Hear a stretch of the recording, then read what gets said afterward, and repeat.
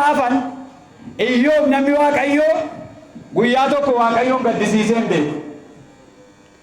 Haati manaasaa gaafa alala dhaqee seexanni isa sadaffaa dhaqee Iyyoobiin hin argee Iyyoob ammayyuu sitti kooraa jira ammayyuu waan sirriirra hin jiruu jedhe Iyyoobiin dhaqee amate seexanni fuula Waaqayyootti.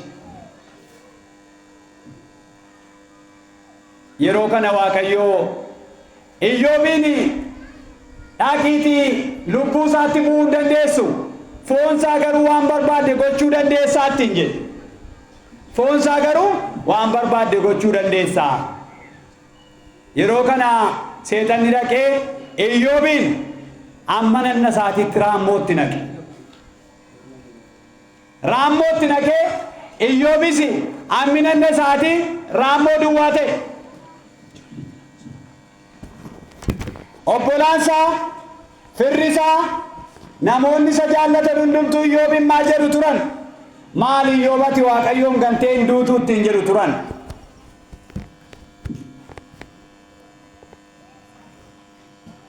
Iyyoobi Waaqayyoon gantee hin duutuu ittiin jedhu turan. Iyyoobis lakki Waaqayyoon hin ganu. Waaqayyoon ganuun hin danda'amu. Waaqayyoon ganee eenyutti naman? Waaqayyo sana jiraachisee jedhe. Ilaalaa ijoollee isaa jalaa fixee qabeenya isaa jalaa fixee raammoo isatti naqee Iyyoobi lakki Waaqayyo sana jiraachise ganee du'uu hin danda'u. Yeroo kana Iyyoob obboloonni isaa dhaqanii Iyyoob abeet Waaqayyo kun maal si godhee? Ijoollee kee fixe qabeenya kee fixe siin immoo si tortorse kanarra maal si godhaa? Maaliif hin galtu jennaan ani hin galu firummaa keessanis har'aa kaaseen barbaadu narraa deemaa ittiin jedhe.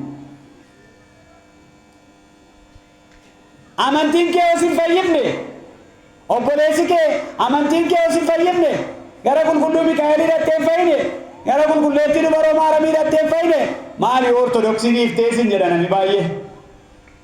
Lakkii ittiin jedhati immoo hin danda'amu dhiisuun hin danda'amu itti himin. Yeroo kananni achuma dhaabatee an firummaa keessan hin barbaadu narraa deemaa ittiin jedhe. Iyyoob sababii Waaqayyoon jaallatuuf fira isaarraallee adda ba'e.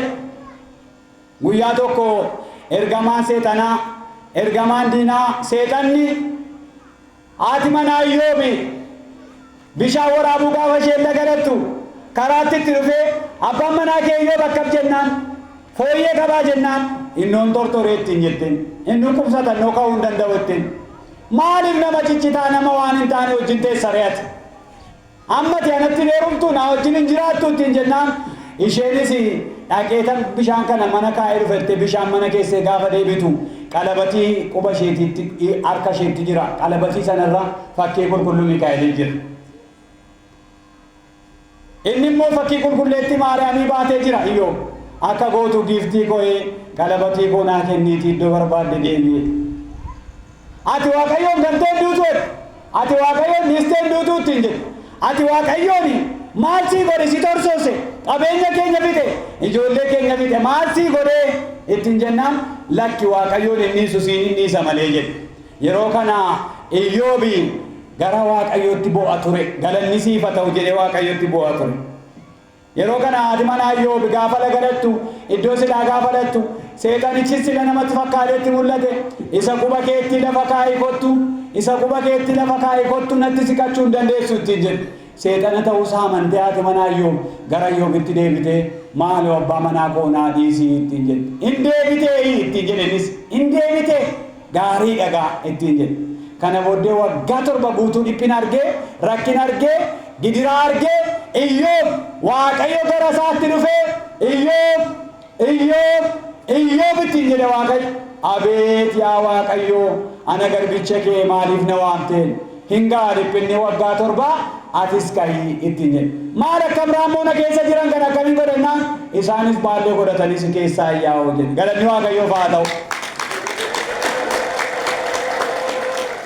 Iyyoob guyyaa sana kana yeroo jedhu obboloonni isaa warri isatti darban maal jedhan Iyyoob abeet sitti balleessineerra waaqa kee wajjin olitti nu araarsii jedhaniin.